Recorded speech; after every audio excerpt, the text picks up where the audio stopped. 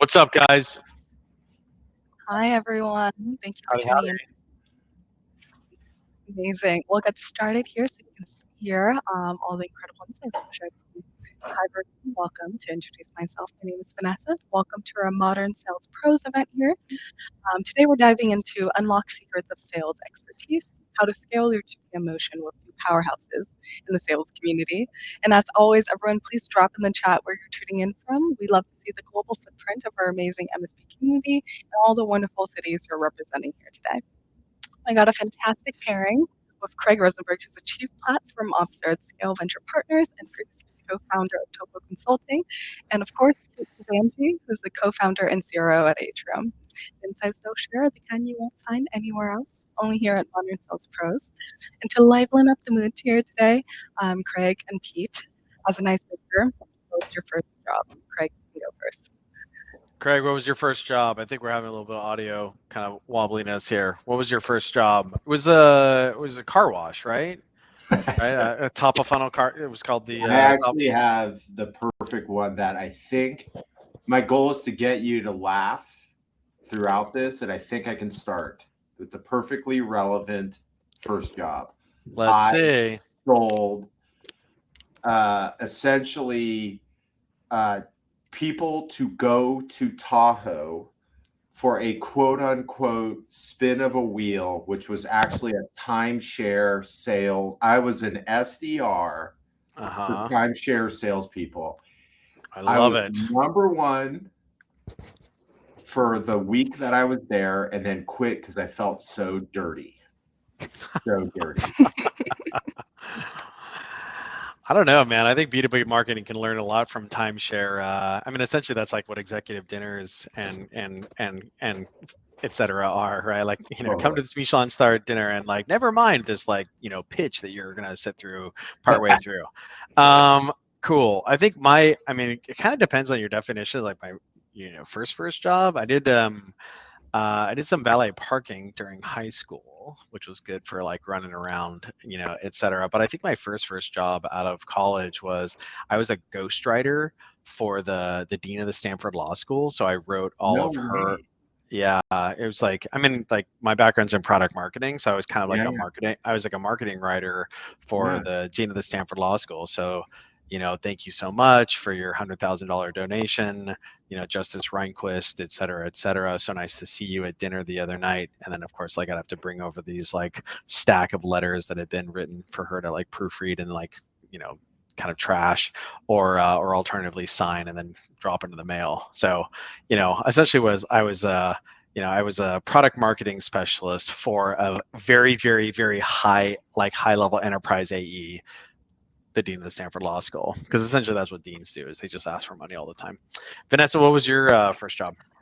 Well, it's really similar to you, Pete. In high school, I was also a ghostwriter for my district representative. So really similar to what you just did, which is really funny, I think. Mm-hmm. Amazing. All right, so to get things moving here, for those new here, welcome to MSP. We're the world's largest and finest community with over 35,000 members in sales management, leadership, operations, and enablement. We take to heart the road less traveled and are thrilled to bring you here along for the journey today.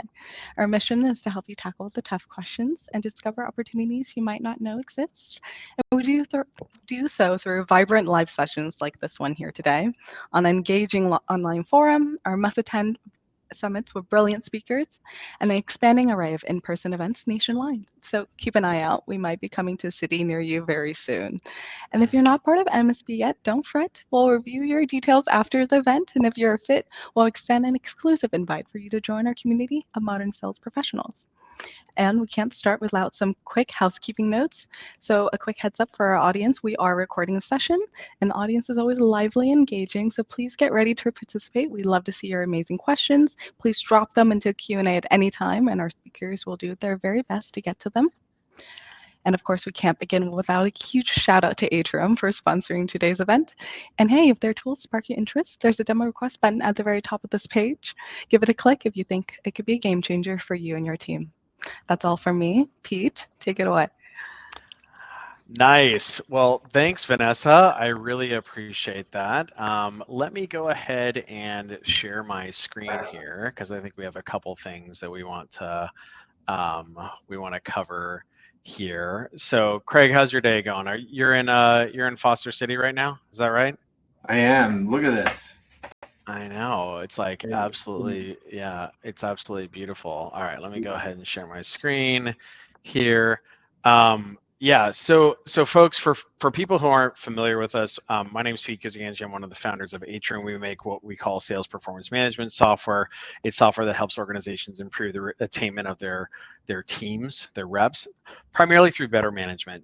Automated encouragement, coaching, accountability. So essentially just like how do you manage your staff, your scaled sales organization more effectively by metric, and then also through a lot of AI, kind of like automated management, accountability, et cetera. Kind of background on me here. So like I noted, I'm one of the founders of Atrium.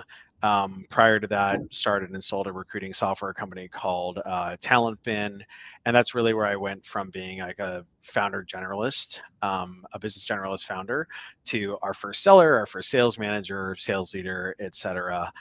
Subsequent to that, ended up writing a book on startup sales called Founding Sales, and then started Modern Sales Pros as well. So that's a little bit on me. I'm excited, but more importantly, I'm really excited to have Craig here today. Craig is an esteemed professor of go-to-market in our industry, and we've been doing a number of these events with folks of a similar ilk, whether that's Jeremy Donovan over at Insight Partners or AJ Gandhi over at Marlin Equity. But the point is that there's a number of people who think really deeply and thoughtfully about scaled, operationally excellent go-to-market, and Craig is obviously one of those folks. So Craig, maybe you can kind of give folks a little bit of a context on what you spend your time on at scale and the couple things that you did before then.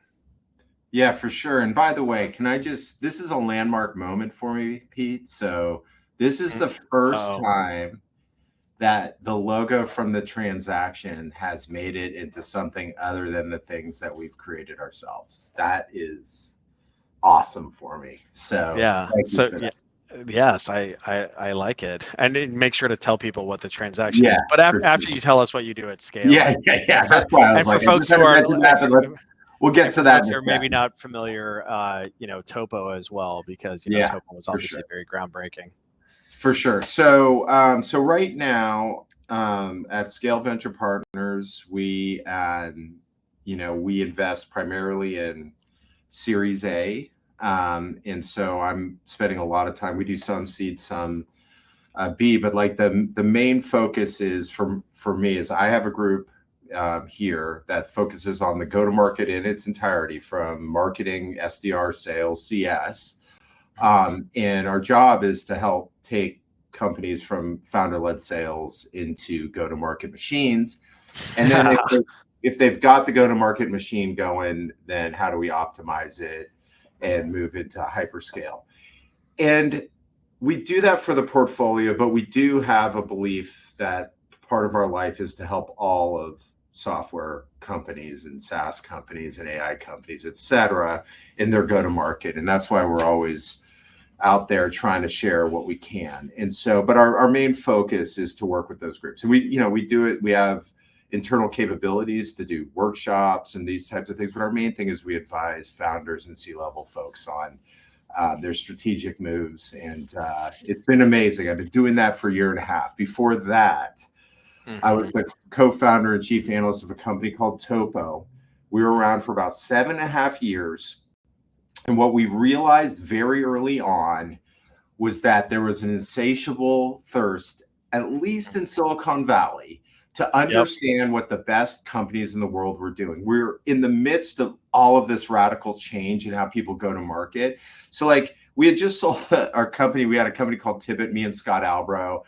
And we were like, what should we do? And then all our buddies are invested in Tibbet. We're like, go consult, you'll figure it out. So we go consult. The first thing we realized is, holy crap, consultants make a lot of money.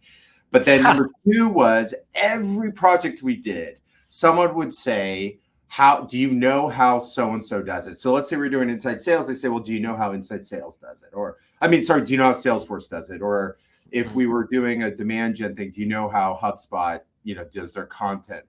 And we were like, you know what? Like, people want to know what the best companies in the world are doing. And that was the premise of TOPO. We started benchmarking the fastest growing companies in the world. We were turning that into research.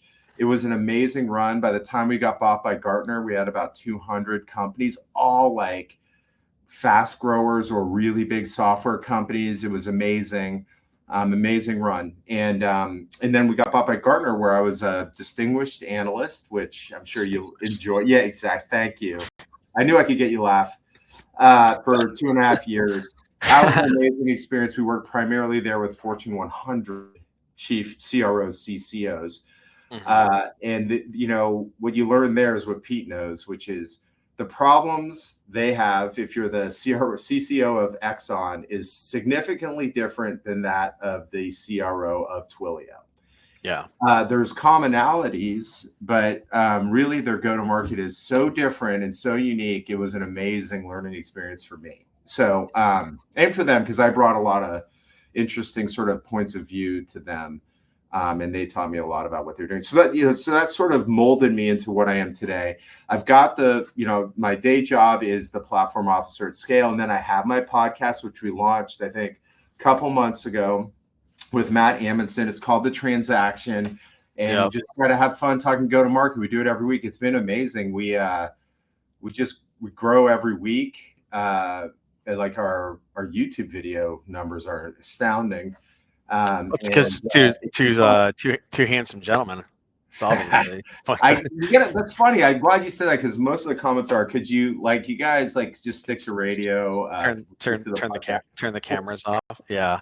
And so folks who don't know, Matt Amundsen is the CMO over at Census, makers of absolutely fantastic reverse ETL software. We're big Census fans over here, and previously he had been a marketing leader at Everstring, if I recall correctly.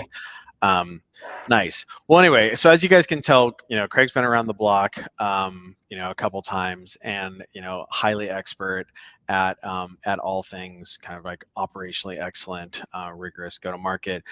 Before we kind of this conversation is going to kind of be in 2 sections.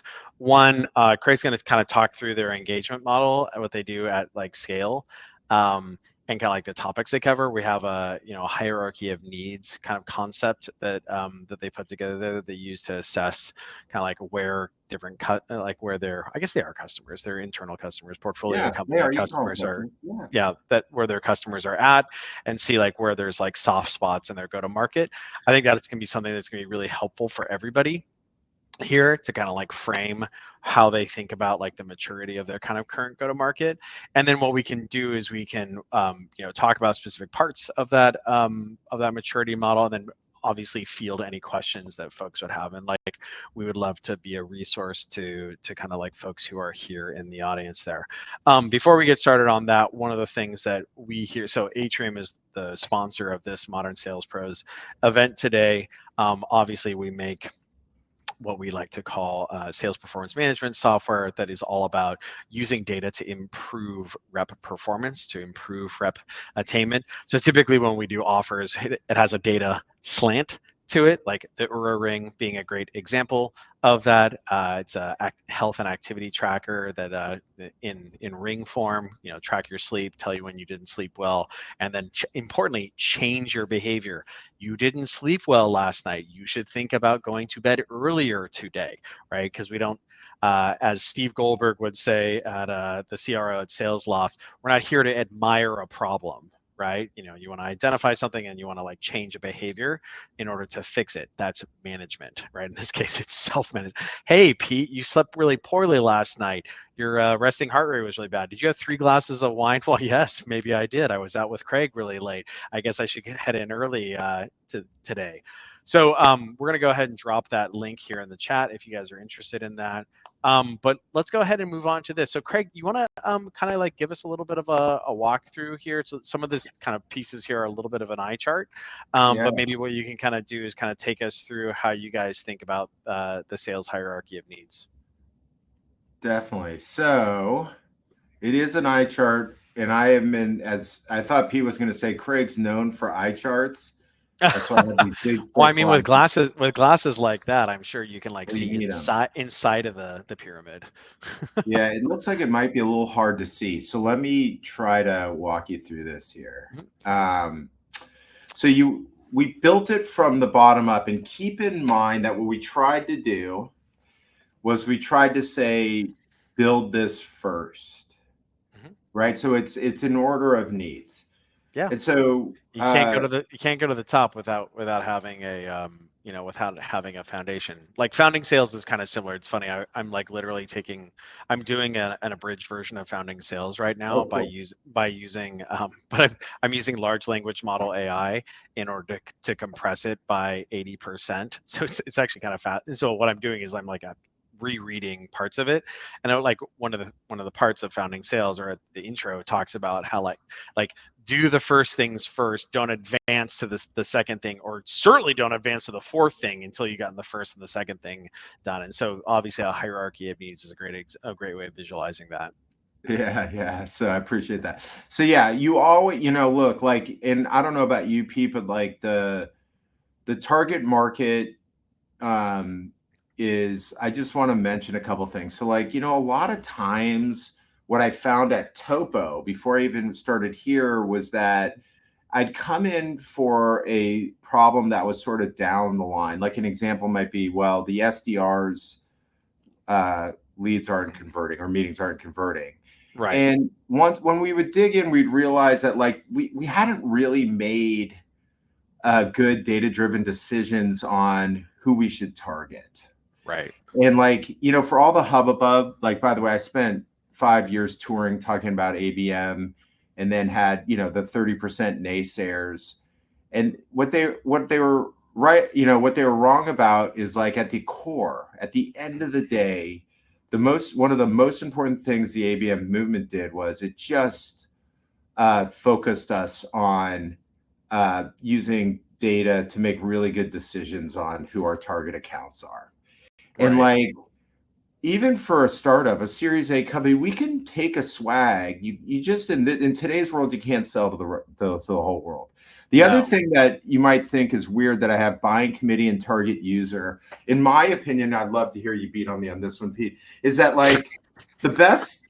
I just, in my time at TOPO, what I realized the best SaaS companies just had this one role that bought their stuff. They weren't always. You want to pull it back because they're not always the decision maker, And so what I used to call it was the entry point. The entry point is how you can consistently and scalably get into an organization. Now, everyone, you get the ex enterprise sales leader, he comes in, he's like, no, we got to get higher. And I'm like, wait, dude, it's hard to get in the door. If you embrace your entry point and run plays after you get in the door. And so for me, it's like target user, entry point. It's important to pull that out because you should embrace it. It's like, everyone like Marketo, I always lie. Everyone's like, well, they got to the CMO. It took them 9 years to talk to CMOs.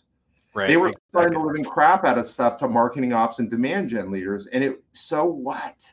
Like, sure, could they have gone faster into the CMO's office? Maybe. But like what the winning plays were to run it through the entry point. And they're the ones who are more likely to reach your content. They're the ones who you really have your hands around. Sure, you'll have to, especially today with complex buying committees, you'll have to figure out the rest of the sales process, but embrace your way in. Yeah, but I think that's well taken. So there's a couple things there. So for folks who are interested, because Craig is the professor, and I'm the teaching assistant. We're gonna assign homework here, and so first, another professor at a different institution from Craig is a gentleman named David Skock. He's a partner at Matrix. At Matrix Ventures Capital, can't remember, Matrix. And so he was another early go-to-market blogger. So Craig, of course, was probably the earliest go-to-market blogger with Funnelholic. David had his blog called for entrepreneurs. And so one of the things that David always talked about was essentially like a single ICP with a single sales motion early on. And I think this is something that like early founders and early sales leaders can kind of get like mixed around. Is like, hey, cool, we're like, actually we're smart. We can like pat our belly and or pat our head and rub our belly at the same time. And the reality is like, nah, you really can't, right? And so running a single, at least to start, through 5 million, maybe $10 million of ARR, running a single sales motion that has like a very defined ICP with that target user is pretty important.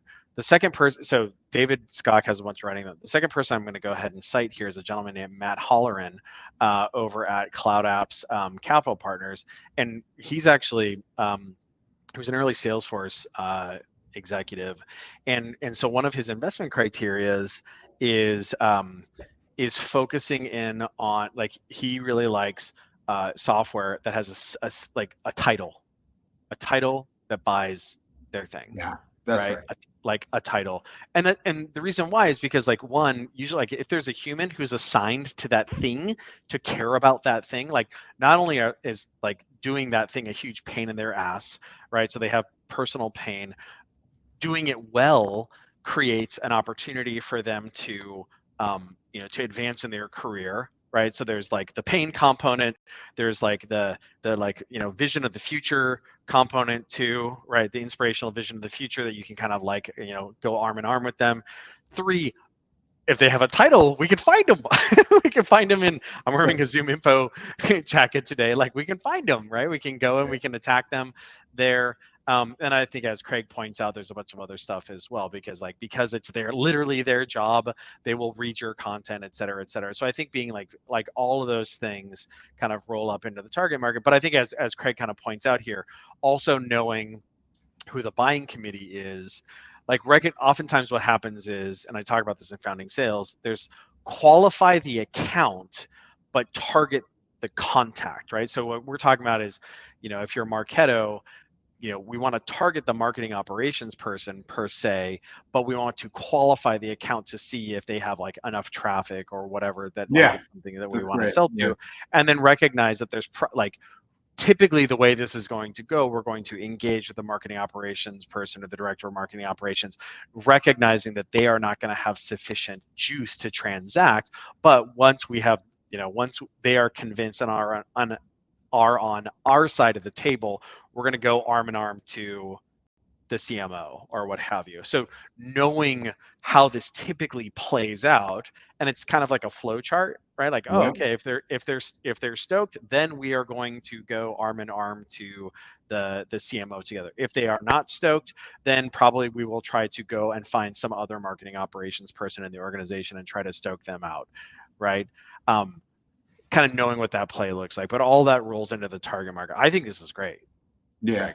I didn't know Holleran said that. I love that. By the way, I did work for Holleran at Data Sweep. Wait, no, was it Data Sweep or Pexon? That was like 2000, guys. Like, I hate to age myself. Guys, amazing. But yeah, I love what you just said. I don't want to keep beating on it, but I will. I love what you said about the one go-to-market motion. Yeah.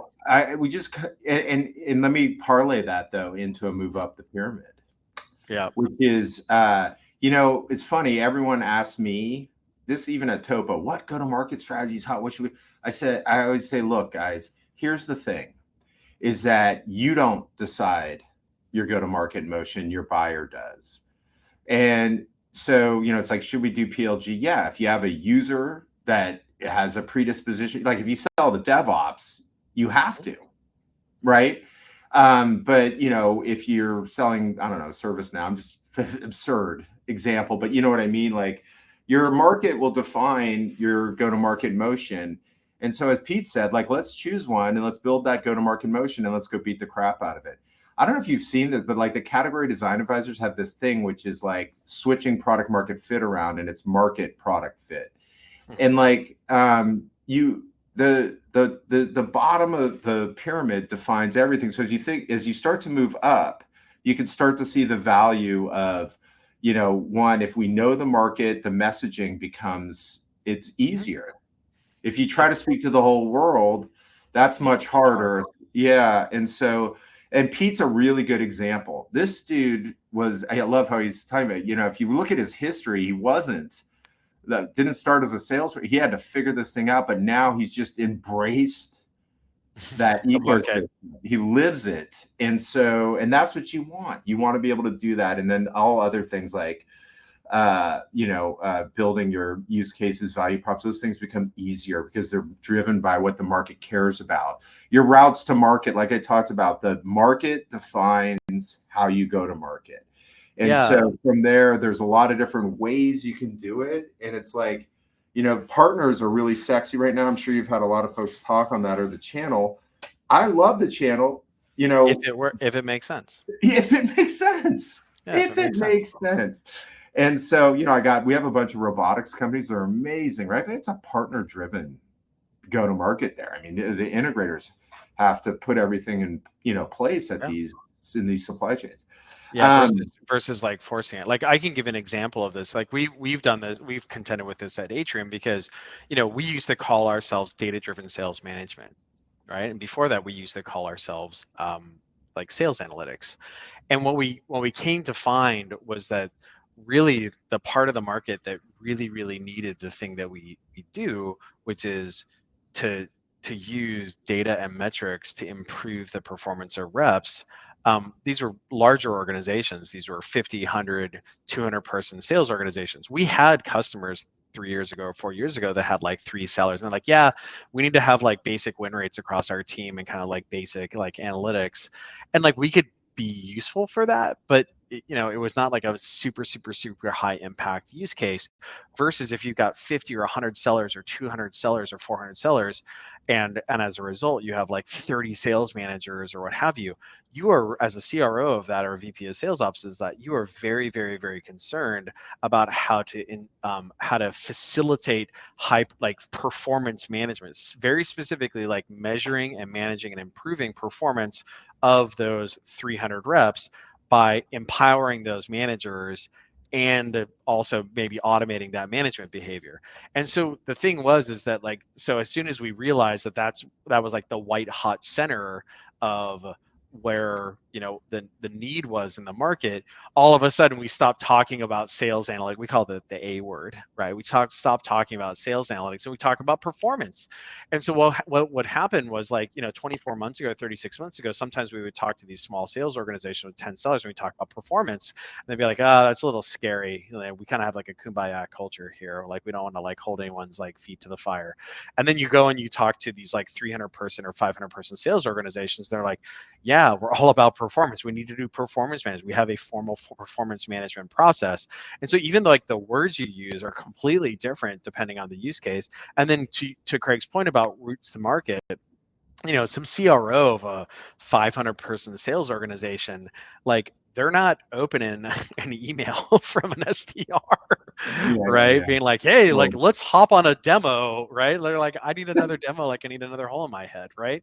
Like where you're going to be able to interact with those folks is like, you have to fly to Chicago, or you have to fly to Dallas and say, I am going to be in town and I would love to like, get time with you, or host an executive dinner, or meet with them at Gartner, at like, the Gartner event or whatever. So, your target market then changes your messaging, then changes your route to market. And so, in the last like 18 months, we've totally changed all of that for us, where we said, hey, performance management is where people really want to use this for, and we're going to talk about it specifically there. We're going to ignore anyone who's got under 50 sellers there. We're going to change our messaging around it. And then our route to market, like our pipe gen motion is completely, and the programs associated with that is completely different than it was 36 months ago. So a little case study for you there, Mark. Excuse me, Craig. You call me Mark? Awesome. Go with it. By the way, are you going to, as part of that change in strategy, you're going to do executive dinners as one of your pipe gen activities, you think? Yeah, the executive dinners is a really good play for executive dinners is really good play for us. Getting on the plane is like a really good play for us. All those sort of like essentially going to we work with a bunch of these private equity backed companies. So like, they end up having their own summits, and we just kind of like go to those and like, stack up like 10 meetings in a row, et cetera. So that's kind of how that works. But to your point, Craig, like the way that this, like your routes to market are going to be different. If you're a DevOps, company, as an example, and you're targeting, and say you're early, like Datadog, right?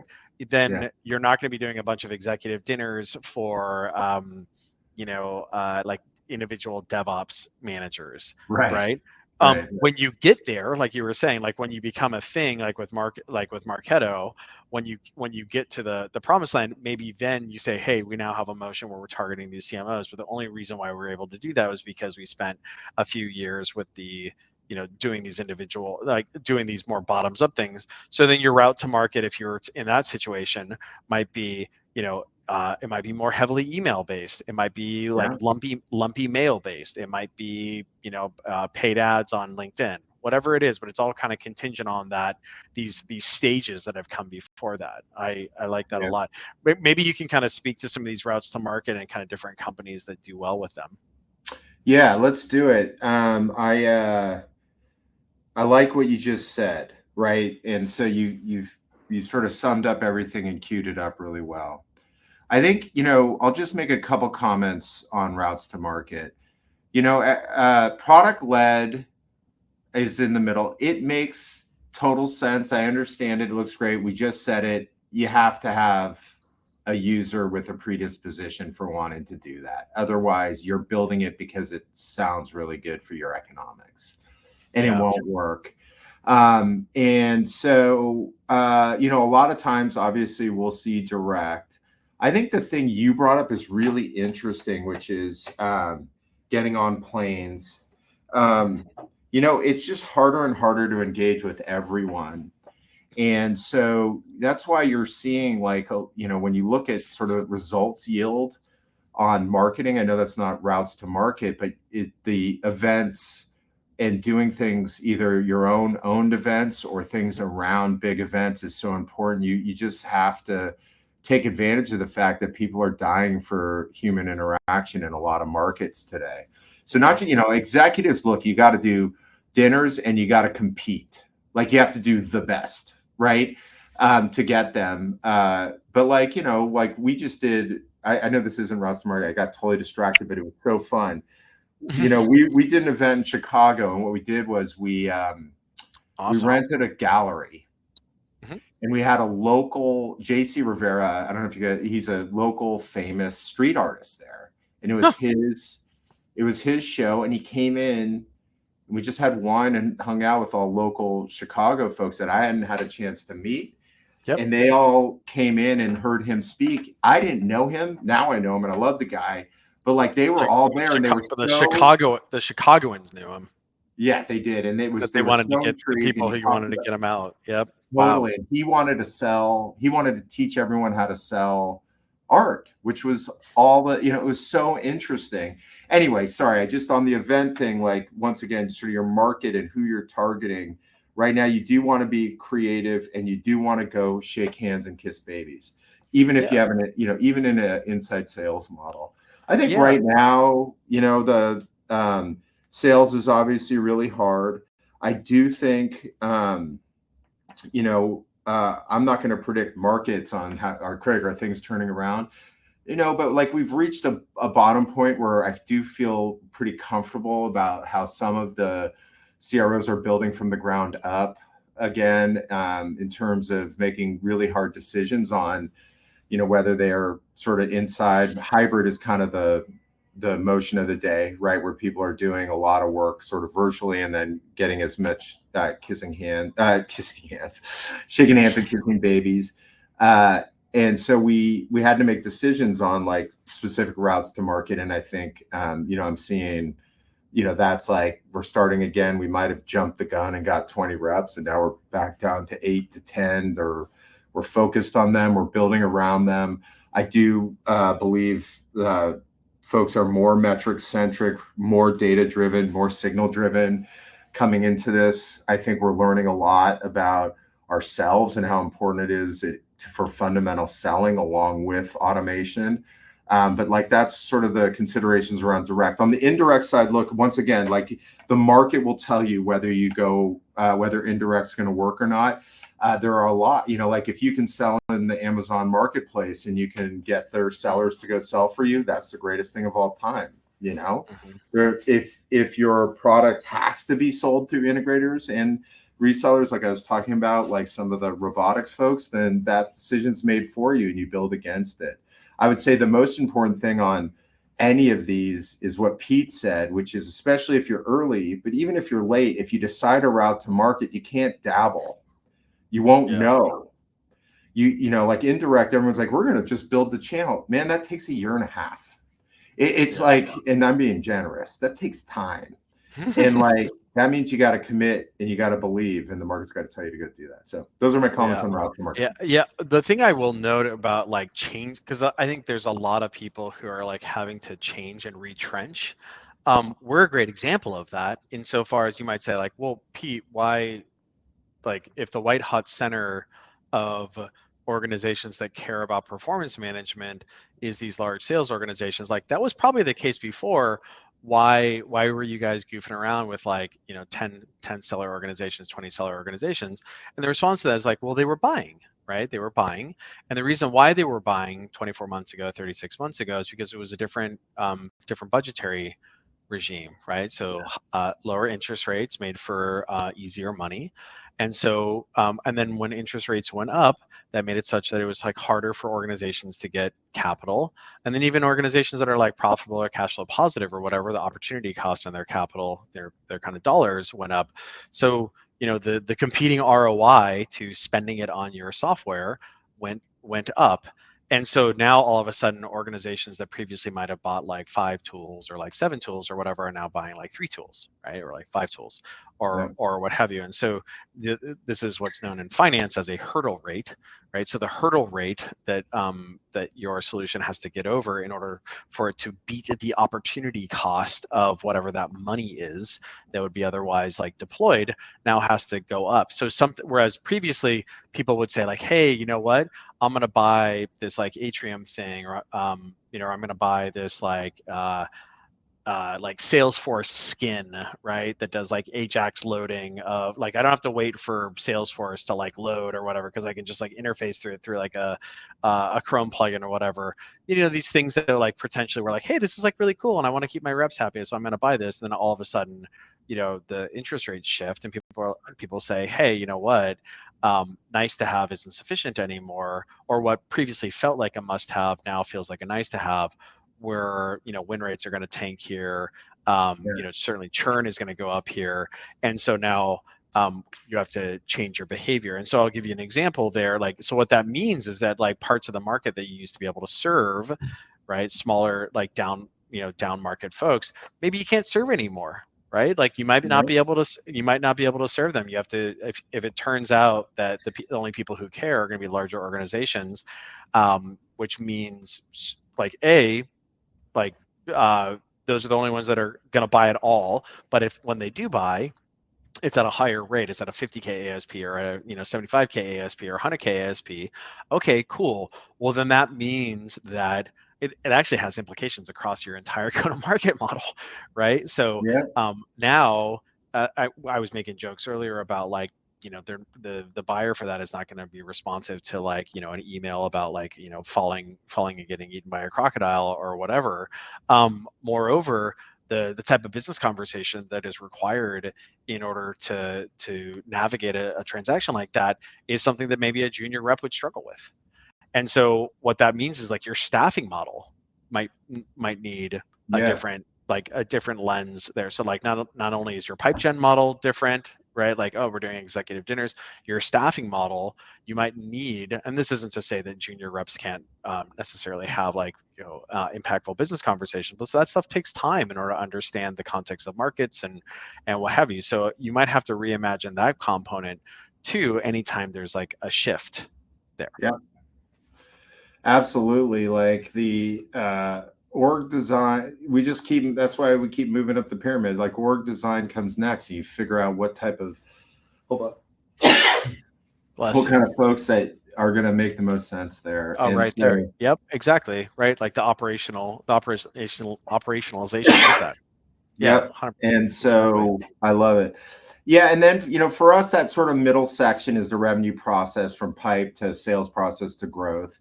And, we put we had to lift it up a level here, but also try to be specific, as you build, you can, you want to think about the various steps and whatever motion you're going to take on, the various steps in the sales process. We just put sort of not classics, but ones we see most often there.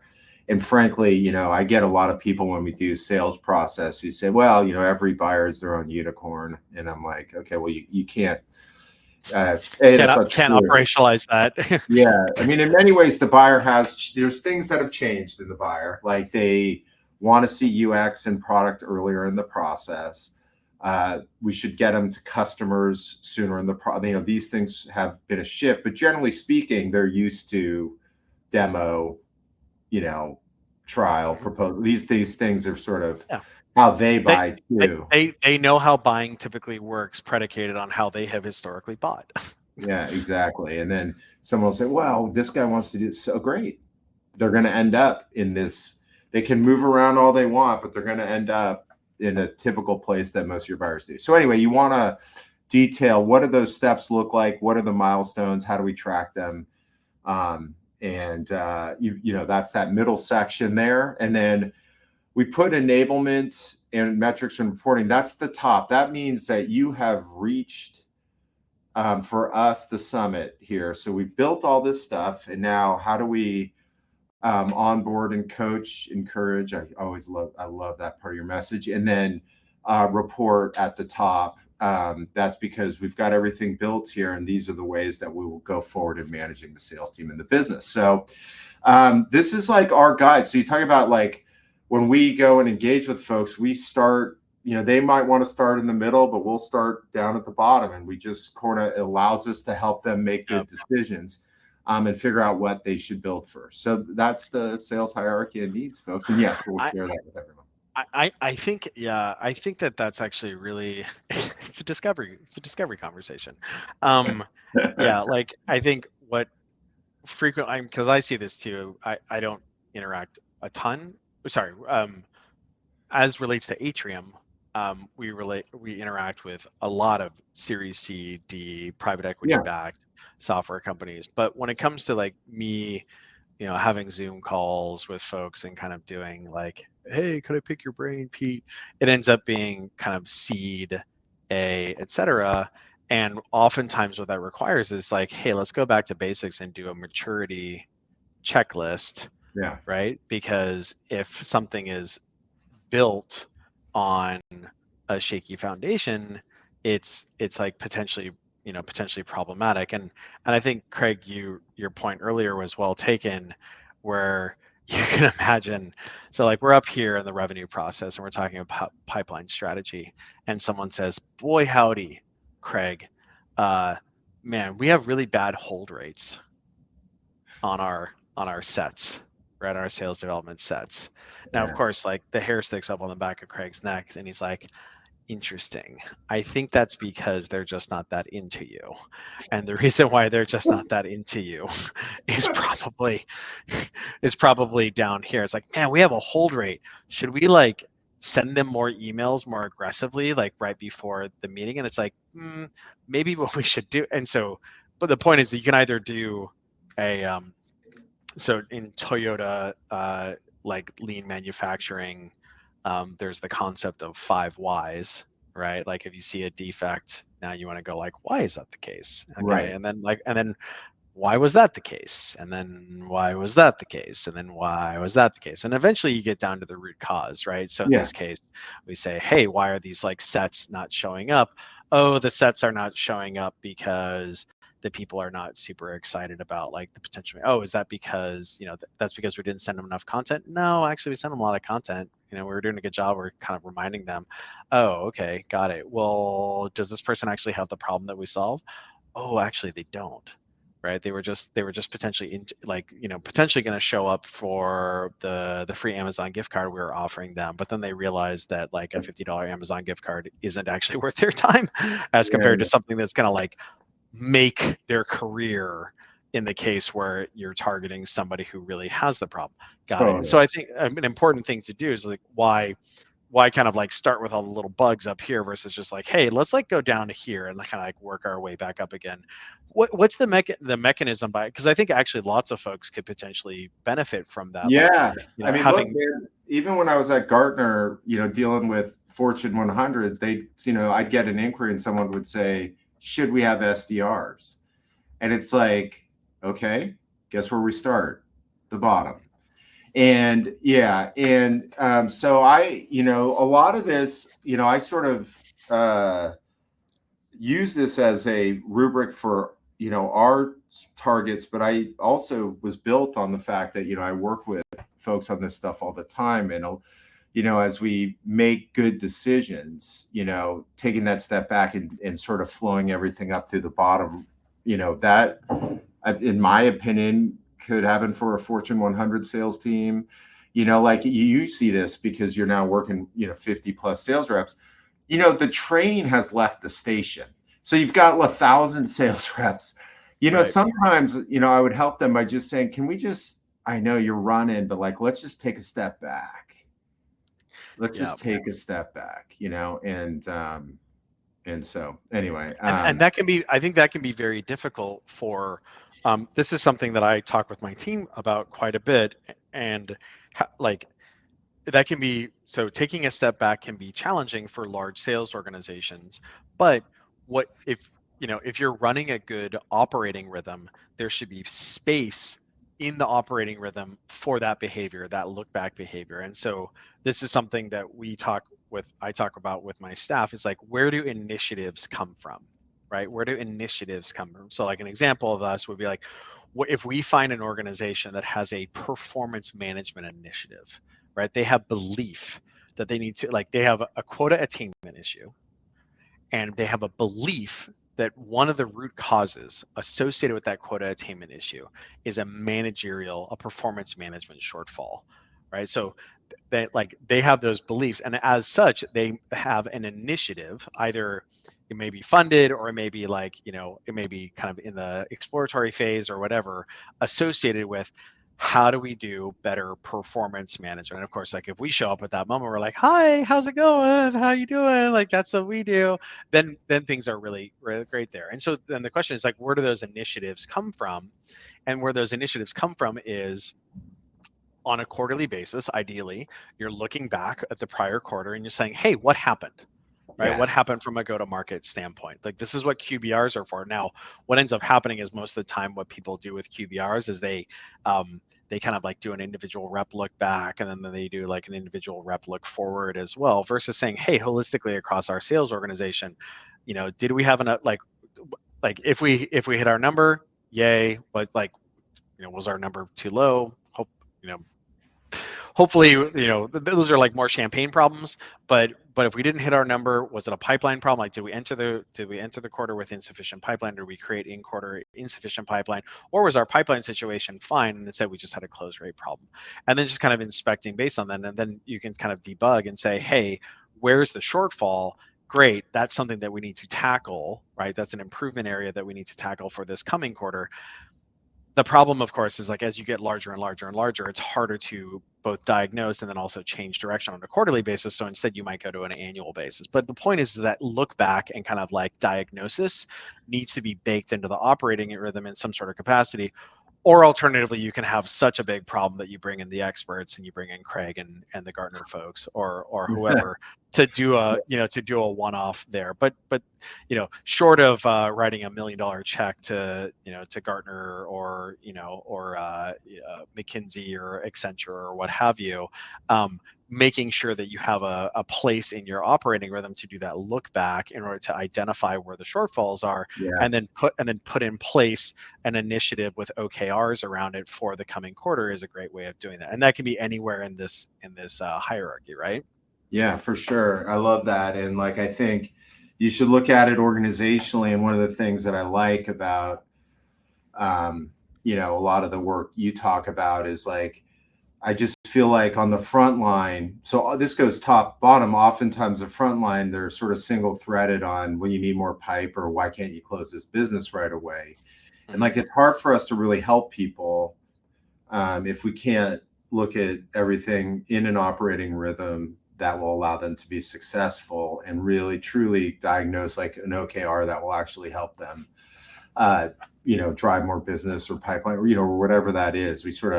We had 30 minutes with someone, and without like being able to understand what's happening in their business, like that's like impossible for us to truly help them, except the old school way of just yelling at them. And like, that doesn't work anymore. And so I like what you said, and I wonder if I should put something around that operating rhythm.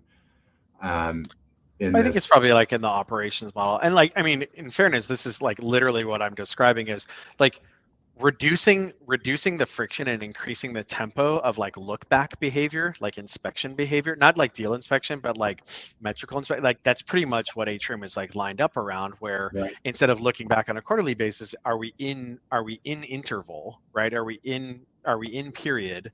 And we can kind of see, hey, as a manager, how is each rep tracking towards their goals?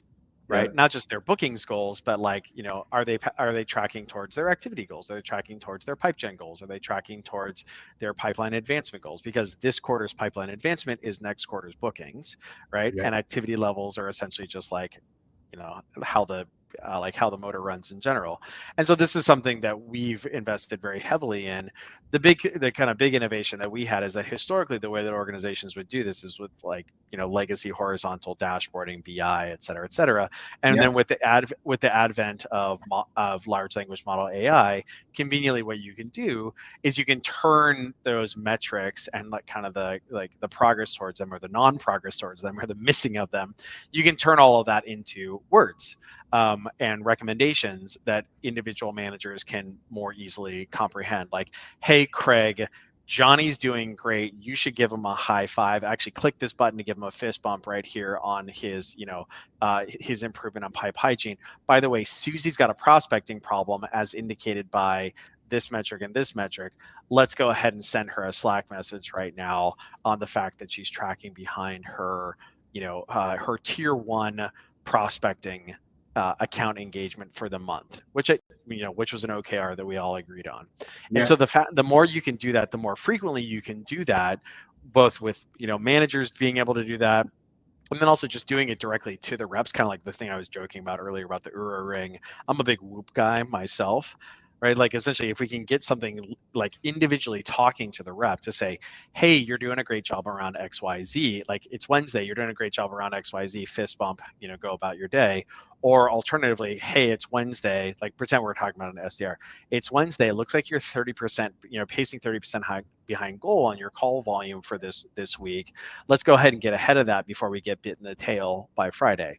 You know, expecting a manager to be able to inspect all that and like do the reasoning against it, and then also in fairness, like have the hard conversation with folks is a big thing that we're seeing with, you know, especially with junior managers struggling to have like candid conversations and kind of like performance management conversations. So having an assistant manager that does that for you or alongside you ends up being a very, you know, very powerful thing. That's great. Yeah, I love that. And I'm not sure you always know what you should focus in on, and you know, with Atrium helping you with that, I think that's big. The other thing I like, sorry, I know this is but it is true, you sort of codify encouragement. It's part of the behavior, right? Like I think I have it in here. I'm like trying to make sure everyone knows I'm not soft. Like Pete already said, we have to have hard conversations. But like, you know, my early experiences in sales was like, you know, the guy screaming the door off the hinges in front of the entire team. And like that, you know, sure. I mean, I ran out there and did activity, but it didn't, you know, it didn't help me. And like, I just feel like we, especially when it comes to metrics and tracking, it's often viewed as punitive. And No, that's yeah. not what you're trying to do here. You're trying to improve folks, and you want to focus on performance enhancement in management, not performance management out of the business, which I think. Yeah, and is then that's it. I actually think the negative. reason why performance management typically has been like a dirty word, especially as relates to PIPs, is because it was a foregone conclusion versus performance enhancement, right? So like a good example of this is what we want to use is we want to use metrics in order to understand like where the shortfall is in somebody's sales motion. It could be an activity problem, it could be a pipe gen problem, it could be a pipe advancement problem, which is a conversion problem, or it could be a pipe hygiene problem. And so, but then we pinpoint that and we say, oh, this person right here has a pipe hygiene problem because they're overloaded with opportunities. Let's take them off the round robin because they're drowning, right? They're drowning in opportunities, and that's why their win rate is awful. And they didn't want to say anything about it because they're like, ooh, more opportunities, or oh man, I don't want to let Craig, whatever it was that they were like thinking in their brain, right? They were potentially misguided in this situation. We say, so then as a manager, we say, hey, you're overloaded. It's negatively impacting your pipe hygiene and it's negatively impacting your win rate. Let's go ahead and turn off the spigot for a couple weeks. We're going to get our arms around this stuff. Right. And then and then of course we then look back and we say, hey, look at that. Lo and behold, our pipeline advancement changed and improved because now we were able to convert the ops that were in our pipe because we weren't so overloaded being waterboarded by new opportunity inflow. Hey, look at that. Good job. Good job, right? And then, hey, everybody, check this out. See what happens when you have an appropriate amount of opportunity inflow and pipe ownership, like you're not overloaded, then good things happen. And so now not only are you like giving a high five and giving encouragement, you're generalizing that to everybody else, right? And then that just like codifies that for the rest of the organization as well. And so I think that like ideally what you want to do there is you want to like detect an issue, coach on it, and then encourage when the issue has been remediated. Now, if you detect an issue, coach on it, and then the behavior doesn't change, well, that's where it's important to have accountability there, right? And that doesn't necessarily mean like screaming the door off the hinges there, but it actually does mean accountability, which I think is something that a lot of organizations in the last 5 years have struggled with, because it's like, hey, I'll just hire, I don't have to have a hard conversation with this rep, I'll just hire another one. Or, if they have really abysmal pipe hygiene, that's okay, and like are dropping opportunities on the ground, that's okay. I'll just buy more from Google and LinkedIn. And we're not in an environment where that can happen anymore. Yep. I love it. It's awesome. Well, Craig, are there any other kind of like parting shots that you'd like to kind of cover here as relates to our hierarchy of needs? No, I think I love the conversation, man. It's funny. We do these things where I get the opportunity to talk to you and get your brain on things. Let me ask you this though, what do you think of data strategy and operations? I feel like that's new thinking to people, but how are you going to capture data going forward? What are your thoughts on that? Yeah, I mean, I think it really kind of is contingent again on your routes to market. So for instance, if you're like a PLG thing, then you need to have like a census in place in order to get information into the CRM, or maybe you need like a PLG CRM, like oh gosh, what is it called? Like an Endgame or a POCUS or something like that. Alternatively, if like you're a direct, like use us as an example, we're a direct sales motion, right? We're with a large ICP, 50 sellers, 100 sellers, 200 sellers.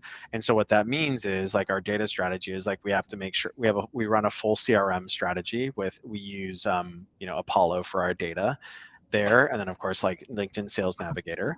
And then from a sales motion standpoint, we have an inspection process there where for large kind of ASP things, a high ASP, so usually like multiple stakeholders and high multi-threading ends up being very important there. So we have an operation, like we have operations chops in place where an opportunity can't advance past a certain stage, and it can't be forecastable unless it has had a certain number of contacts that have been engaged, right? And so I think that that all that stuff kind of descends from this kind of target market and then the routes to market piece that then gets like codified and declared in the operations model there. That's kind of how I think about it. Love it. Nice. Cool. Well, Craig, thank you very much for taking the time to hang out with us today. And like folks, like I said, if you're interested in getting yourself an Oura Ring, health tracker here, so you can kind of bring, instead of it being sales performance management like Atrium, this is health performance management, sleep performance management, activity performance management to your ring finger, right, or any of your fingers. Go ahead and click on that link that we're going to go ahead and drop there. And then, hey, Vanessa, is there anything else we need to cover? Hi, Greg. Hi, Pete. That was wonderful. Thank you for taking the time to provide this great content for our MSP community. As we're wrapping things up here, we want to first thank our audience for attending. We loved having you here. And as a quick side note, the recordings and key takeaways will always be available on the MSP site right after this event. So don't forget to check out our upcoming events, both online and in person. And lastly, thank you to Atrium for sponsoring today. If you're interested in the demo, this button right above. This is request a demo, and someone from their team will reach out to you. That's all. Thank you. We'll see you next time. Okay. Thanks. Bye, guys. Bye. Thanks, everyone.